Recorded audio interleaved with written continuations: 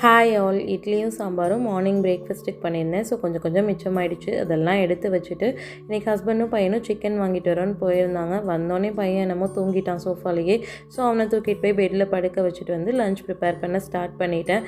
Chicken ஷாப்பில் வாங்குறதுனால full சிக்கனாக கொடுக்குறாங்க. ஸோ குவான்டிட்டி ரொம்பவே ஜாஸ்தியாக இருக்குது.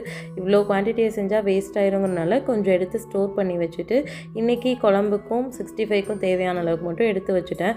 ஆக்சுவலாக இந்த சிக்கன் ஷாப்பில் என்ன தான் சின்ன சின்ன பீஸாக கொடுங்கன்னு சொன்னாலுமே பெருசாக கட் பண்ணி கொடுத்துட்றாங்க. அகைன் நம்ம வீட்டில் வந்து ஒரு தடவை குட்டி குட்டியாக கட் பண்ண வேண்டியதாக இருக்குது. அதுக்கப்புறம் இன்றைக்கி வந்து சிக்கன் 65க்கு மட்டும் என்கிட்ட கார்ன்ஃப்ளவர் மாவு கொஞ்சம் தீர்ந்து போச்சு. நான் அதை மறந்துட்டு எல்லாமே ப்ரிப்பேர் பண்ணி வச்சுட்டு கடைசியாக கார்ன்ஃப்ளவர் போடலான்னு எடுக்கிறப்ப மாவு காலிங்கிறது தெரிஞ்சிச்சு.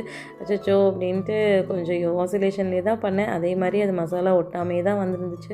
சரி நம்ம தானே சாப்பிட்றோம், ஓகே அப்படின்ட்டு ப்ரிப்பேர் பண்ணியாச்சு. என் பையன் எழுந்ததுக்கப்புறம் அவனை கூட்டி விட்டுட்டு நாங்களும் சாப்பிட்டோம்.